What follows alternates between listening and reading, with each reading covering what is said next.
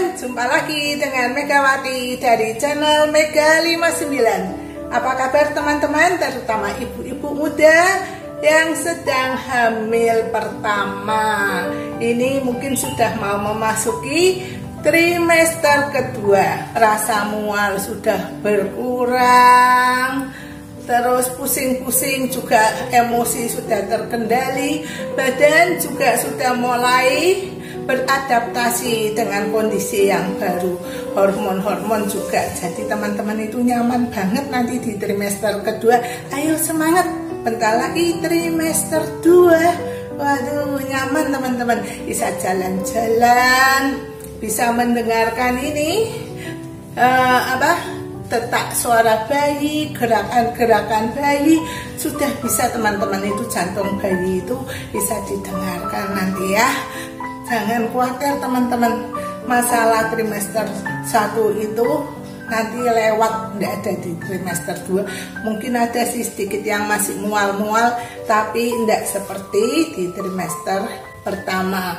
Jadi nanti nafsu makan teman-teman jangan khawatir, akan lebih baik, sehingga mungkin yang di trimester pertama itu berat badannya turun, ini bisa mengejar berat badan yang ideal teman-teman. Kemarin seperti pantangan-pantangan di trimester pertama, jangan makan makanan mentah-mentah, minum yang mengandung kafein ya, itu enggak cuma di kopi, di teh, coklat itu mengandung kafein. Jadi cukup 1 gelas saja satu hari ya, jangan seperti minum obat sehari 3 kali. Saat ini teman-teman silakan jalan-jalan, silakan olahraga, karena dedeknya ini, janinnya sekarang sudah menempel kuat di rahim, tidak seperti waktu pertama. Di trimester pertama itu belum menempel kuat, jadi takut keguguran. Apalagi trimester pertama itu terjadi pembentukan organ-organ dalam yang penting seperti otak, saraf, ada itu di trimester pertama. Yang di trimester kedua ini sudah pembentukannya sudah kelihatan semua teman-teman, tangannya sudah ada, kaki ada, mata ada, sehingga nanti waktu USG itu bisa tahu teman-teman ya, itu janinnya, anaknya itu laki apa perempuan sudah bisa kelihatan.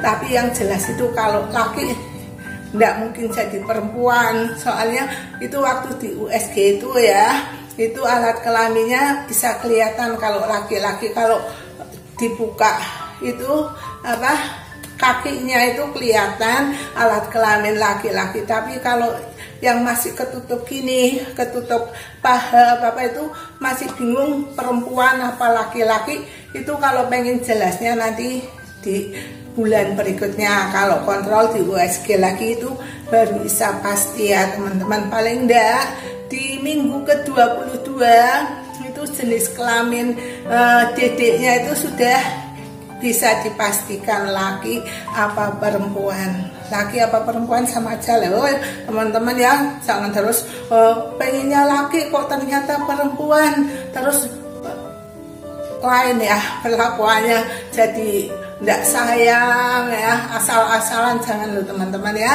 Laki apa perempuan sama saja, nanti bawa kebahagiaan. Yang enak-enak tadi ya teman-teman ya, sudah bisa jalan-jalan, bisa senam sedikit lincah, terus suka makan, berat badan bisa naik, bisa berinteraksi dengan janin, janinnya sudah mulai bergerak pelan-pelan, sudah bisa dirasakan teman-teman. Itu yang enak-enak. Yang tidak enak sekarang teman-teman ya, itu karena dedeknya itu perlu berkembang, itu tubuh itu sirkulasi darahnya itu lebih besar daripada waktu belum hamil. Jadi itu ada membuat misalnya gusi jadi sensitif teman-teman.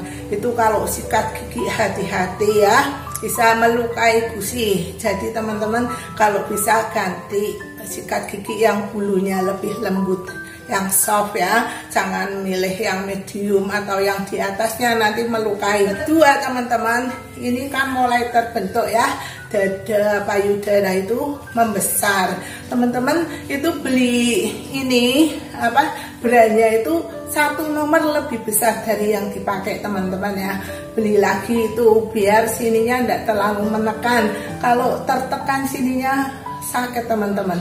Nanti apalagi putingnya itu kan persiapan buat mimik dedek ya, mulai menonjol teman-teman. Jadi belinya itu yang ada busanya dikit ya, biar nanti tidak keluar baksonya. Nanti yang lihat, aduh situ mami baru bawa bakso gitu ya. Beli bra yang ada busanya dikit, jadi juga yang sini talinya lebih besar buat menyangga ini biar besok enggak kondor-kondor. Jadi tetap bentuknya bagus. Perubahan berikutnya teman-teman itu kan perut di trimester pertama belum kelihatan. Nanti di trimester 2 ini perutnya tambah buncit. Jadi yang di trimester pertama aku sudah kasih tahu cepet-cepet loh, dikasih seperti hand body, kasih minyak zaitun atau apa biar tidak terlalu kering. Kalau kering itu nanti peregangan itu menyebabkan sobek ini kulit-kulit di dalamnya ya. Jadi nanti keluar garis-garis putih atau stretch mark, itu repot banget teman-teman. Nanti ngobatannya itu lebih mahal ya. Di samping itu menghilangkan itu sulit, juga membekas seperti luka parut itu teman-teman ya. Jadi kalau gatal mesti otomatis gatal loh teman-teman. Soalnya kalau kulit meregang itu mesti gatal. Itu jangan digaruk ya. Nanti 1 luka meninggalkan bekas, 2 meninggalkan luka parut. Nanti teman-teman itu nyesel di kemudian hari. Masih ingat enggak yang dibalur sini? Ini nanti ini berkembang atau melar ya teman-teman. Ini dada, perut pasti, paha, ini pantat ya teman-teman. Jangan sayang buat beli itu paling yang murah ya, ada bikinan Viva, bikinan apa, ada yang mahal ada juga teman-teman, tergantung budgetnya ya. Tapi pilih semua yang tidak ada pemutihnya teman-teman ya, fungsinya aja buat melembabkan kulit, itu yang perlu, tidak perlu dikasih putih-putih. Nanti memang pada trimester 2 ini sebagian orang itu pigmentasinya itu meningkat karena perubahan hormon. Ada yang mukanya terus coklat-coklat atau apa. Jangan pakai krim pemutih loh teman-teman, itu nanti pada saatnya hilang sendiri. Sedang krim pemutihnya itu bisa terserap janin, itu kata orang bisa bikin janin cacat. Yang tidak enak berikutnya teman-teman, itu selain perut tambah kencang, payudara kencang, sakit, bentuknya jadi aneh, itu putingnya mulai warna gelap. Terus di pinggirnya itu teman-teman ya, itu keluar bintik-bintik seperti berpori-pori itu fungsinya buat melemaskan itu teman-teman. Katanya itu kelenjar minyak, nanti buat melemaskan puting biar tidak lecet. Kalau putingnya waktu nanti didiknya Mimi itu sudah dipersiapkan Tuhan sejak awal di trimester 2 ini. Terus selain gurat-gurat putih teman-teman, itu linea nigra itu yang di trimester pertama samar-samar, tambah jelas garis ini garis kelahiran ya. Itu yang membedakan orang yang pernah hamil sama enggak teman-teman. Sudah dilihat sudah ada garisnya masih ngomong masih perawan, itu bohong ya teman-teman. Itu sudah distempel sama Tuhan, itu enggak hilang teman-teman. Jadi teman-teman enggak usah khawatir, itu harus bangga, itu cap dari Tuhan ya.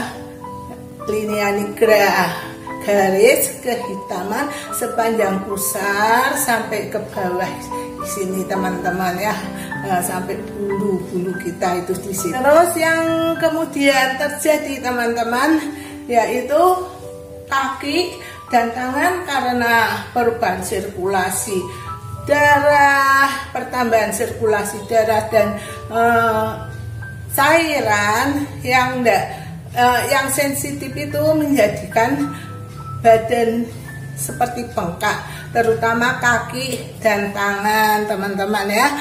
Apalagi yang punya berat badan berlebih itu kelihatan sekali teman-teman.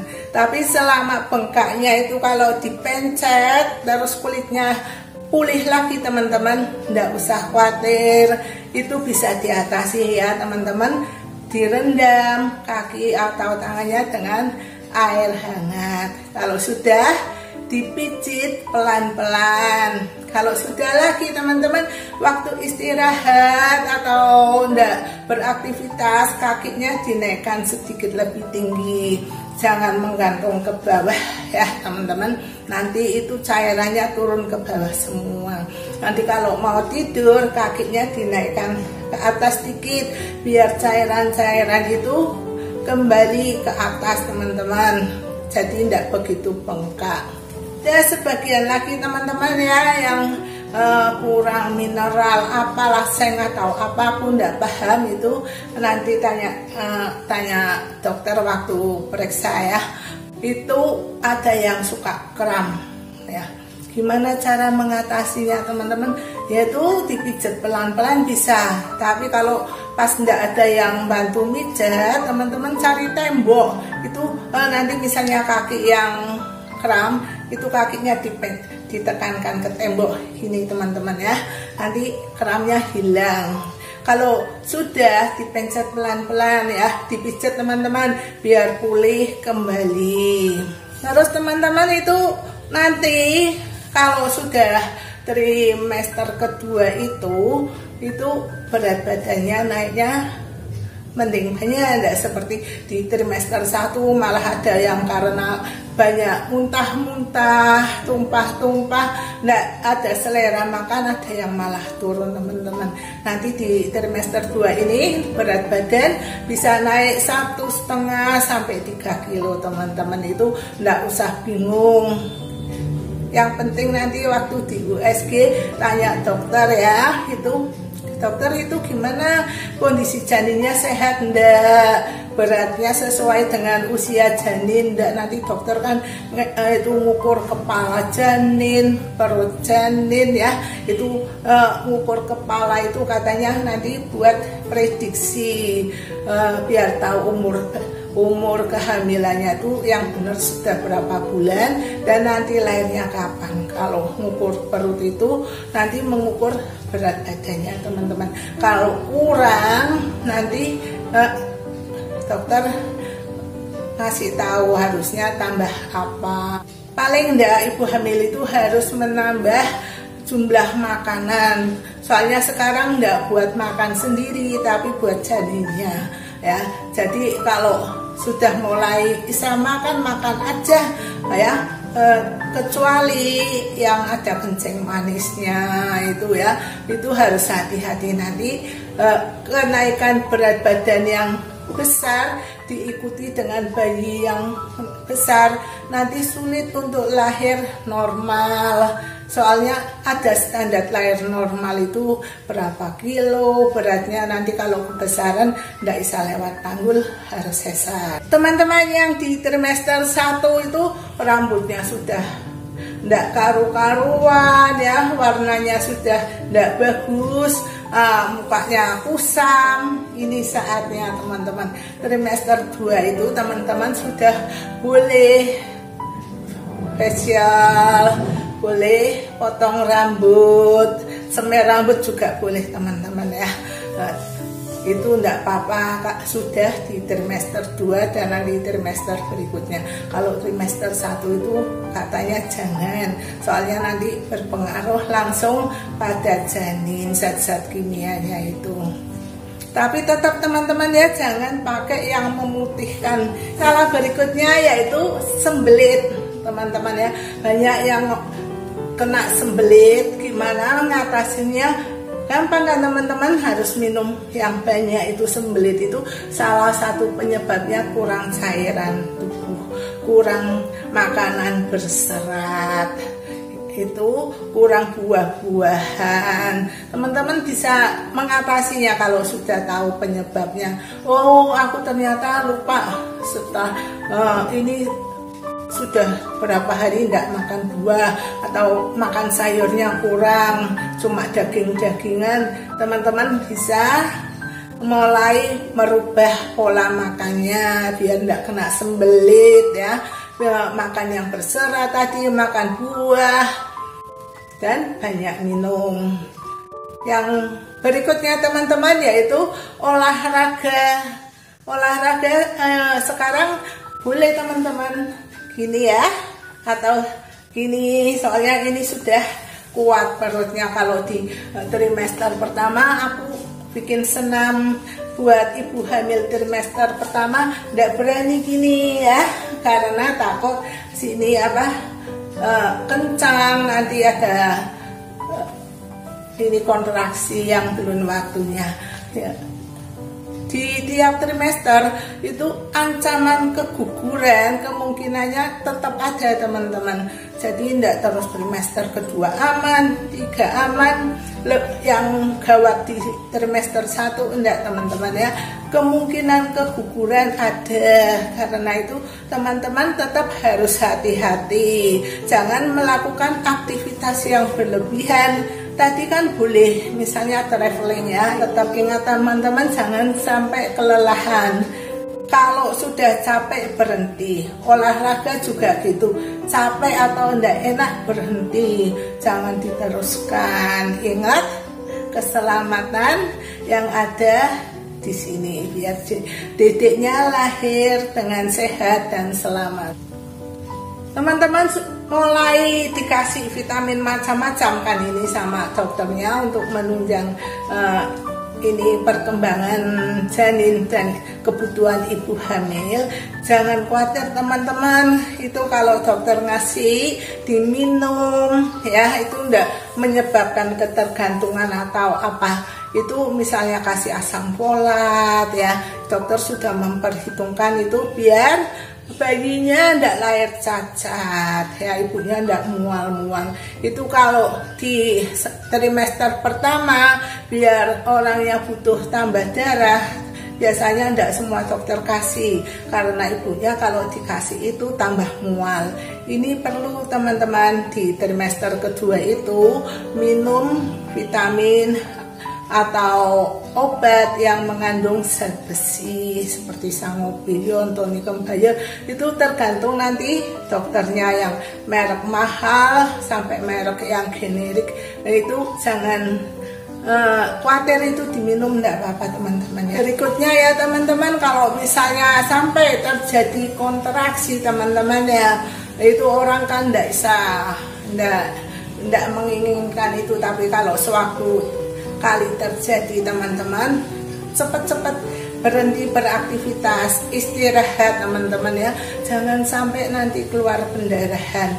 Seumpamanya terjadi pendarahan, teman-teman tidak usah khawatir, tidur istirahat dulu teman-teman. Tapi sebelum 6 jam itu goal period namanya, teman-teman sudah harus berada di rumah sakit agar bisa ditangani, agar dipertahankan sampai lahir nanti teman-teman. Jangan tunggu atau besok ngirit waktu, ngirit uang, nanti tunggu 3 hari lagi kan mau kontrol. Jangan teman-teman ya, itu ada goal period 6 jam, itu teman-teman sudah harus diatasi oleh rumah sakit atau bidan yang lebih tahu dan mengerti hal itu daripada kita, agar ibu dan anaknya selamat. Buku yang aku anjurkan harus teman-teman punya itu sudah mulai diisi. Pertama, hari menstruasi terakhir ya, itu bulan apa itu dicatat, nanti kalau lahirnya kapan dokternya biar tahu. Terus apa aja yang tindakan apa aja yang sudah dilakukan, entah itu oleh dokter atau oleh teman-teman, itu dicatat di sana. Terus apa yang ingin ditanyakan nanti waktu kontrol juga dicatat ya teman-teman. Jadi waktu ke dokter itu tidak seperti orang bingung ya, apalagi kalau dokternya itu males ngomong atau bidannya itu hemat bicara ya. Teman-teman itu berhak dapat informasi yang jelas dari orang yang kompeten di bidangnya daripada kami atau teman-teman lain atau orang tua. Bisa sih tanya teman dulu waktu hamil trimester 2 itu rasanya gimana, ngatasannya gimana. Lah waktu kita pergi dokter, tanya aja waktu di tensi, dok tensinya berapa. Waktu di USG tanya itu bayinya kondisi janinnya sehat enggak, perkembangannya sesuai dengan usianya enggak, posisinya sekarang bagaimana, atau kelihatan atau ada cacat enggak itu bayinya, jenis kelaminnya apa, nanti teman-teman dicatat itu di buku ya, buat nanti data-data pribadi kita sendiri sih, enggak usah di-share kemana-mana, tapi sewaktu ketika itu dibutuhkan ya. Itu di USG yang trimester kedua itu dokter sudah bisa mengukur panjang janinnya itu berapa teman-teman, dari kepala sampai tulang ekor itu dengan alat USG itu bisa diukur teman-teman ya. Terus teman-teman sudah mulai punya rencana nanti mau lahirannya itu normal atau pakai sesar ya. Kalau normal itu harus jaga semuanya teman-teman ya. Tadi darah, gula darah dapat dinormalkan juga, kok berat badannya ideal, terus berat bayinya jangan kebesaran. Kalau kebesaran tetap tidak bisa teman-teman, harus pakai sesar, kecuali teman-teman sudah dari semula punya rencana mau disesar ya, enggak apa-apa deh, nanti bayinya biar besar di dalam ya, jadi di luar enak tinggal epok-epok sudah seperti boneka atau seperti anak 2 bulan, itu lain lagi teman-teman ya. Jadi harus punya wawasan bagaimana ya, atau punya keinginan nanti waktu melahirkan gimana, nanti tanya dokternya kebaikan dan keburukannya apa, kalau di lahir normal atau sesar. Di bulan-bulan setelah kelahiran itu boleh olahraga atau pakai setagen atau enggak, itu buat keindahan badan teman-teman, itu bisa minta informasi. Jadi buat bisa membuat semangat teman-teman waktu memilih nanti cara melahirkannya. Demikian teman-teman sedikit gambaran dari Megawati dari channel Mega 59. Kalau ada salah kata mohon maaf ya. Teman-teman jangan lupa subscribe biar dapat kelanjutan video-video berikutnya yang bermutu dan berguna bagi teman-teman. Dadah, selamat jumpa lagi di video